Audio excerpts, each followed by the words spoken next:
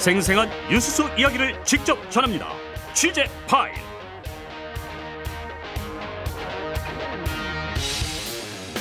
장윤선의 취재 파일 시간입니다. 장윤선 정치 전문 기자와 함께하겠습니다. 어서 오십시오. 네, 안녕하십니까. 설 연휴 전날인데 저희는 또 해야 될 일이 많습니다. 이슈가 여전히 많아요. 그러니까요. 뭐 대통령도 뭐 설 연휴에 뭐 집에도 못 가는 분들도 계시는데 이관섭 실장도 걱정하시고. 그러니까요. 네. 좀 전에 공개된 네. 설 인사 영상이 예, 우리에겐 정말 사랑이 필요한 것 같습니다.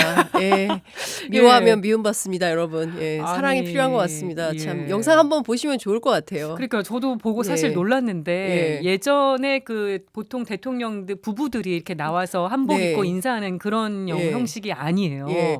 아니 지금 안 나오는 건지 못 나오는 건지 사라진 건지 어떻게 된지 모르는 김건희 여사가 빠지고 네. 그리고 그 자리를 이제 대통령실 직원들이 전부 채워가지고 예. 거기가 굉장히 익숙한 장소입니다. 왜냐하면 전날 KBS 그 특별 대담으로 공개된 그런 네. 대통령실의 그 도어 스태핑이 열렸던 그런 로비 같은 장소인데 거기에서 대통령실 직원들이 전체가 나와가지고 합창을 했어요. 근데 그 전에 또 저는 눈에 띈 장면이 아이들이 공을 가지고 놀다가 공이 예. 또르르르 굴러가서 대통령이 아니, 공을 줍습니다. 잠깐만요. 여기 운동장이 아니고요. 대통령실 로비입니다. 거기에 아이들이 거기서 공 가지고 놀 수 있습니까? 이게 어떤 연출자가 기획을 했는지는 모르겠지만 실제로 일어날 수 없는 상황이에요. 드라마도 그렇게는 안 찍습니다. 요새 드라마도요. 사실 가능성 그리고 개연성이 있는 그리고 정말 진짜 같은 그런 거를 만들지 이렇게 누가 보더라도 너무나 기획한 티가 나는 북한에서도 요새 이런 건 안 할 것 같은데 왜 이런 방식으로 소통을 하려는지 모르겠습니다. 그러니까 만약에 소통을 잘하는 상황에서 이런 형식이 공개됐으면 새로운 방식이다 호평을 받았을 많이 수도 웃었을 것 있겠지만 같아요. 예. 지금 아니 녹화한 대담에 나간 바로 다음 날 이런 영상이 공개돼서 더 그런 것 같은데 국민들은 소통을 하라고 했지 대통령한테 연기를 하라고 한 적이 없습니다. 예. 예, 드라마도 아니 신년 기자회견을 하라 그랬더니 미니 다큐멘터리를 찍질 않나. 신년 그 설 인사를 해야 되는 상황에서 연기를 하지 않나. 도대체 윤석열 정부는 무엇을 하든 항상 그 상상 이상입니다. 예. 어제 있었던 네. 한밤의 신년 대담 총평부터 한번 해주시겠습니까? 어제 실시간으로 또 꼼꼼하게 보신 거죠? 예, 저 모니터 하면서 봤는데요. 그러게 왜 했을까요? 아니 근데 편집이 상당히 많이 들어가긴 했어요. 그러니까 제가 보기에 중간중간 사이사이에 그림이 굉장히 많이 들어갔고 자료화면, 사진, 예. 조명, 네. 뭐 자막 그다음에 이제 총동원됐습니다. 음악. 뭐 여러 가지 사이가 다큐멘터리는 한 것 같긴 해요. 근데 누구를 위한 다큐냐. 이게 사실은 국민들하고 앞서도 말씀드렸지만 소통을 위한 사실 올 한 해 국민 여러분 윤석열 정부 집권 3년 차를 맞이해서 국정운영 이 방향으로 이끌어 가겠습니다. 이런 문제는 이렇게 해결하고 이런 문제는 이렇게 하고 1년 동안 이렇게 할 터이니 잘 지켜봐 주시고 미진한 부분 응원해 주시고 뭐 이런 게 사실은 통상의 문법이죠. 그런데 네. 그게 아니라 뭐 하니 많이 핵심은 김건희 여사 명품백 문제를 뭐 답을 구했니 못 구했니 뭐 이러다가 뭐 한계사하고 뭐 특별 대담을 한다고 했다가 급기야 이게 미니 다큐멘터리까지 간 거 아니겠습니까? 예. 어제 공개된 영상이 오히려 국민들이 더 화나게 만들었어요. 그러니까 정말 국민들이 듣고 싶었던 답은 하나도 못 들은 셈이고요. 네. 대통령이 하고 싶은 말만 한 그런 회담이 돼버린 것이거든요. 예. 그러니까 이건 누가 보더라도 국민들이 설 이제 곧 떠날 채비를 하셔야 될 텐데 고향에서 다들 이 이슈를 놓고 또 많이들 얘기를 하시게 생겼어요. 한바탕 얘기를 세게 하지 않을까 싶습니다. 말이 나온 김에 저희 핵심부터 짚어보겠습니다. 네. 가장 주목됐던 부분 김건희 여사의 명품 가방 수수에 대해서 윤 대통령이 아쉽다는 표현만 2번을 썼습니다. 네. 직접적인 사과나 유감 표명이 없었고 음. 결론은 정치 공작이라고 이제 네. 표현을 했거든요. 이 부분이 이제 국민들의 우려를 불식시킬 수 있을 것인가? 네. 저는 이제 다 떠나서 어찌됐든 그 영상에서 박장범 앵커죠. 예, 그분이 했던 질문 가운데 가장 인상적인 게 있으니 바로 이른바 파우치 외국 회사 그 조만한 백 입니다. 그러니까 모든 국민들이 명품백 논란 이렇게 했고요. 김건희 여사의 명품백 수수 의혹 논란 이렇게 불렀습니다. 통칭. 예. 그런데 이것이 파우치, 그러니까 외국 회사 조만한 백이라고 하기에는 300만 원짜리 백이고요. 그리고 어떤 사람에게는 월급 수준의 값이 나가는 그런 가방입니다. 수백만 원대니까요. 예, 그렇습니다. 그런데 아니 어떤 사람은 한 달에 300만 원 월급 못 받는 사람들도 있습니다. 그런데 그걸 한 가방을 대통령 부인이라는 사람이 경호를 받으면서 들어간 어떤 손님에게 그냥 덜컥 받아놓고 이게 뇌물수수 의혹이 생기니까 뭐가 문제냐 뭐 이런 식의 이제 태도로 나오는 것에 대해서 다들 격분하고 있는 거 아니겠습니까? 그러니까 네. 하나하나 설명을 좀 드리자면 대통령이 어저께 했던 얘기 가운데 뭐 이런 대목이 있어요. 그 검색기를 설치할 수가 없었다. 왜냐하면 갑자기 이제 용산으로 결정이 되고 서초동 아크로비스타에서 살다가 네. 이제 관저가 다 지어진 다음에 들어가야 돼서 한 6개월 정도 그 이른바 서초동 사저에 머물고 있었을 때 벌어진 일인데 이 뭐 이런 물품들을 검색할 수 있는 검색기가 없어가지고 왜냐하면 네. 그걸 설치하게 되면 복도가 막혀가지고 주민들한테 불편함을 줄 수 있기 때문에 그거를 못한 것이다. 일종의 주민 배려 차원에서 검색기를 설치할 수가 없었고 그 설치하지 않은 검색기가 없는 틈을 타서 그렇게 됐다고 어떤 얘기를 한 사람이 거죠. 접근한 사람이라고 표현을 해요. 앵커가.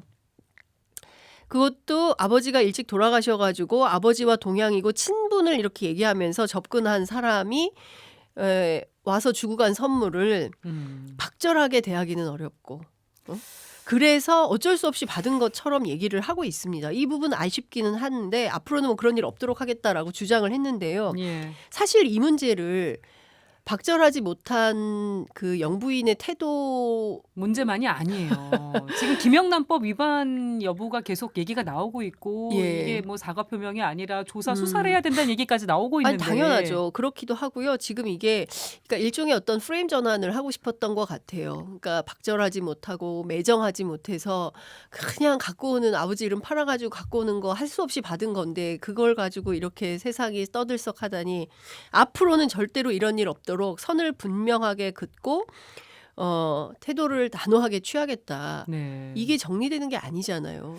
응? 분명히 이 사건은 형사 사건에 해당이 되는 것이고 앞서 네. 말씀해 주신 대로 청탁금지법 위반에도 해당이 되고 그리고 뭐 친북 인사라고 자꾸 주장을 하는데 그렇다고 한다면 도대체 무슨 책을 받은 것이며 무슨 대화를 나누고 네. 또 그 영상 속에서 김건희 여사가 남북 관계 우리 목사님 저하고 한번 그런 힘차게 얘기도 한번 하죠. 해보시다 뭐 이런 얘기를 하는데 그럼 도대체 그 맥락은 무엇인지 사실은 이런 대목들에 대해서 묻고 답변을 받았어야 됐다라는 것이고 그 앞서 그 검색기와 관련해서 제가 오늘 그 최재형 목사 인터뷰를 했는데요. 예. 무슨 말이냐 다 검색대 예 통과했다. 그러니까 우리 공항에 있는 그런 큰 검색대는 아니지만 본인이 가져간 그 디올백뿐만 아니라 네. 그리고 본인 가방 그리고 본인 휴대폰 그러니까 다만 저기 차고 있던 시계에 달린 몰래카메라를 그 경호팀에서 발견하지 못한 이런 것은 있지만 그게 그냥 통과된 측면은 있지만 철저하게 다 몸수색도 받고 그리고 네. 나서 여사를 만날 수 있었던 것이지 갑자기 자기가 무슨 주거 침입자처럼 느닷없이 접근한 이런 사람이 아니다. 그리고 또 하나는 본인이 그동안 공개 한 번도 안 했는데 오늘 처음 얘기하는데 예. 본인이 부끄러워서 얘기를 못했대요. 그동안 뭐냐면 김건희 여사가 그 명품백을 보여주고 이렇게 내가 이렇게 면담을 원한다고 하니까 목사님 그 삼풍백화점 무너진 장소 아시나요? 거기에 있는 아파트가 아크로비스타입니다라고 친절하게 설명을 해줬다는 거예요. 어떻게 와야 되는지 길을. 그리고 이 목사님이 그 김건희 여사에게 디올백을 주고 그리고 받은 게 있다는 거예요. 대통령 시계. 예, 윤석열 대통령 시계를 받고요. 그다음에 이제 황금색 청와대 그 봉황 무늬가 그려져 있는 보자기로 쌓인 대통령 선물 있지 않습니까? 네. 그런 선물도 받아왔다. 약간 기념품 성격의 예, 선물. 선물 그런 거 있잖아요. 뭐 쌀 어쩌고 예. 이런. 근데 이게 아니 느닷없이 접근한 친북 인사의 주거 침입자에 해당하는 사람한테 이렇게 친절하게 찾아오는 방법을 알려주고 선물까지 줘서 보내는 아주 미풍양속에 살아있는 나라구나. 뭐 이런 식의 얘기를 하고 있는 겁니다. 마지못해서 만났다고 보기에는 좀 전혀 그렇지 않다는 격식을 거죠. 많이 갖춘 듯한 모습이 지금 이게 그러니까 지금 검색기도 뭐 그렇고 대통령 발언이 맞지 않는 부분이 있는 거네요. 그렇습니다. 그러니까 본인은 이 문제는 정말 분명하게 얘기하겠다. 그리고 실제 이런 상황이 평범한 공무원의 어떤 아내로부터 이게 촉발됐다면 이렇게 넘어가겠냐는 겁니다. 당장 네. 그 사람을 불러서 조사를 권익위원회가 하겠죠. 조사하고 뭐 경찰이 수사하고 미진하면 검찰로 넘겨서 기소 여부를 결정할 정도의 수준의 사건인데 어떻게 이 부분에 대해서 그냥 뭐 매정하지 못해서 박절하지 못해서 앞으로 다시는 이런 일이 없도록 하겠다. 그리고 대통령도 마찬가지예요. 26년간 사정업무 종사자 DNA가 남아있다면 네. 이게 말이 됩니까? 사정업무 종사자로서 DNA가 남아있다면 어떤 판단을 해야 됩니까? 이 사건에 대해서. 더 이거 즉각 엄격하게, 수사해야 돼. 그렇죠. 압수수색 하세요라고 바로 나와야 되는 게 대통령의 26년간 사정업무 DNA가 각인돼 있는 분의 태도인 거죠. 그러니까 국민의 관점이 아니고 아니요, 그렇죠. 국민도 그렇고 이게 전 세계에 다 보도가 됐어요. 뭐 예. 칠레, 아르헨티나 별별 나라의 국가에서 아내를 생각하는 남편의 관점으로만 느껴졌습니다. 사랑꾼 웃는 게 이렇게 예. 씁쓸한 느낌이 드는 윤석열 웃음이. 대통령은 사랑꾼이었다. 예, 아. 그 부인에 대한 그리고 어제 제가 이렇게 쭉 그 다큐멘터리를 보면서 느낀 것은 뭐 중간중간 사이사이에 이제 대통령의 동선, 뭐 대통령실의 네. 이제 풍경들을 쭉 이렇게 설명하는 장면들이 있었는데 거기에 갑자기 개식용 금지법이 등장을 해요. 네. 그러면서 김건희 여사가 몇 커트가 이렇게 사진이 쭉 나오거든요. 예. 그래서 이제 오늘 또 마침 조정훈 시대전환 의원이 김건희 여사를 밥하고 빨래하는데 묶어둘 수 없고 이제 해외 순방도 가야 된다라고 네. 주장을 합니다. 독일 순방이 잡혀 있는 걸로 알고 있고 그에 앞서서 일종의 이거 사전 정지 작업에서 이런 거 하는 거 아닌가라는 의혹마저 들도록 영상이 만들어진 거 아닌가라는 생각이 좀 듭니다. 그러니까 제가 보기에는 누가 보더라도 국민적 눈높이에 맞지 않는 이 영상을 도대체 왜 만들어서 왜 내보낸 것이냐. 이것으로 해명이 될 거라고 판단했다면 그건 정말 잘못된 오판이다. 네. 정무적 판단이 완전히 잘못됐다. 이런 생각이 좀 듭니다. 대통령의 인식도 문제지만 참모들의 조언도 받을 수 있었을 텐데 이 부분도 같이 작동을 안 한 게 아닌가 싶거든요. 그러니까 제가 윤석열 정부 주변 계속 취재하면서 들은 얘기는 대통령은 늘 경로를 하세요. 경로란 단어를 되게 자주 듣게 됩니다. 예, 뭐 VIP가 경로했다, 무슨 일 때문에 경로했다. 이제 근데 쭉 보면 경로가 참 자주 있는 분입니다. 그리고 이제 59분 대통령 얘기도 있었고요. 예. 그러니까 등등을 볼 때 이렇다는 거예요. 비서진들이 참모들이 들어가서 아니올시다 하면 불같이 화를 내시니까 그 다음에는 그 보고 불쾌할 만한 기분 나빠할 만한 내용들은 다 빼고 보시기에 좋았더라 하는 내용 중심으로 갖고 들어가서 보고를 하게 되니까 실제로 그런 일이 있었잖아요. 부산 엑스포 네. 대통령 될 줄 알았다는 거 아닙니까? 인식 근데 판단이 잘못돼 있었죠. 그렇죠. 근데 129대 19가 뭡니까? 이게 그냥 박빙이 아니잖아요. 너무나 현격한 차이가 남에도 불구하고 대통령은 될 줄 알았다는 것이고 또 하나가 지난 강서구청장 재보궐선거도 당연히 그때도. 김태우 후보가 당선될 거라고 생각했다는 거 아닙니까? 그러면 보좌를 잘못 받고 있는 부분도 같이 문제점으로 지적이 돼야 되는 것 같습니다. 당연하죠. 참모진들도 잘못하고 누군가는 내가 잘릴 각오를 하고 이 말을 해야 되는데 아무도 그런 말을 하는 사람이 없는 것인 상황인 거라고 볼 수밖에 없습니다. 지금 윤석열 대통령이 이 명품 가방에 대한 반환이나 신고 같은 법적 의무를 다 했는지 규명돼야 된다는 얘기 나오고 있는데 이것도 짚어주실까요?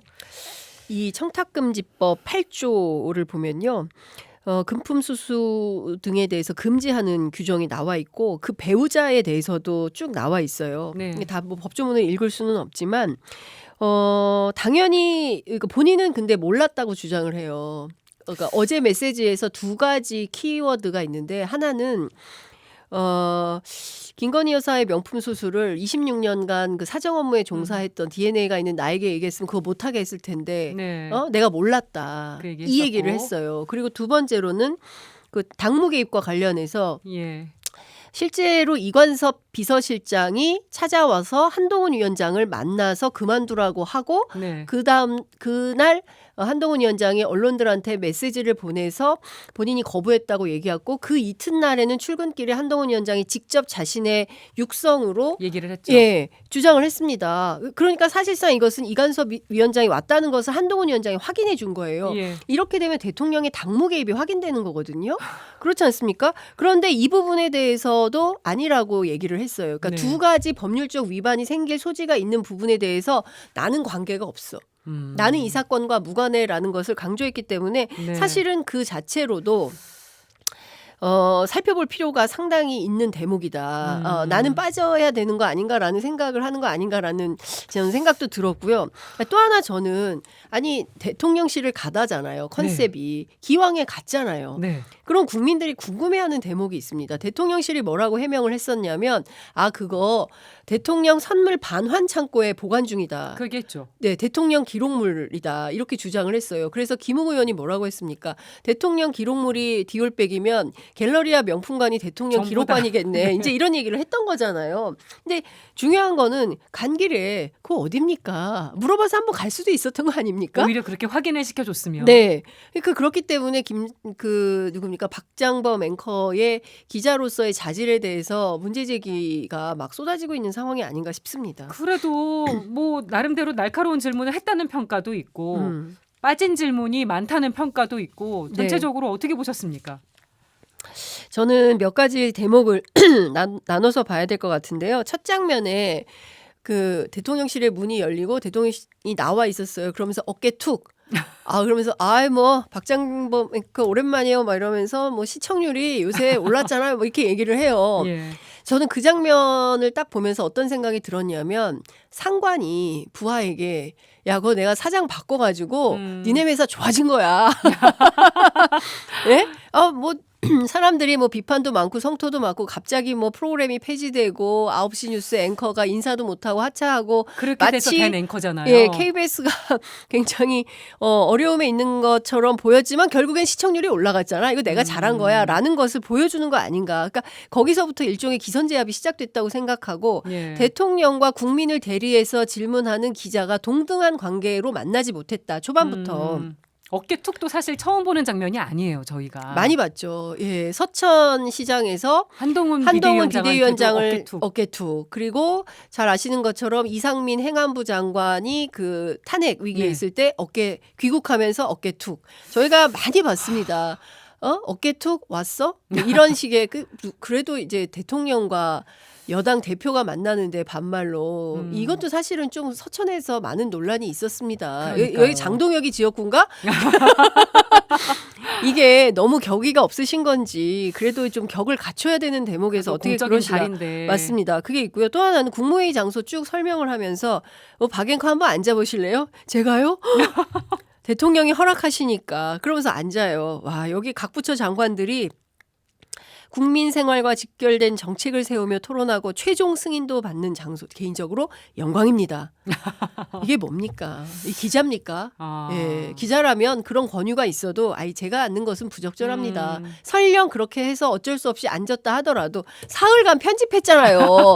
그럼 편집해서 이건 빼줘야죠. 이걸 빼주는 센스. 영광이라는 KBS가 단어가 주는 또 부족했다. 뉘앙스. 아니 무슨 영광이에요. 그 자리에 앉는 게 그게 무슨 왕좌에 앉는 겁니까?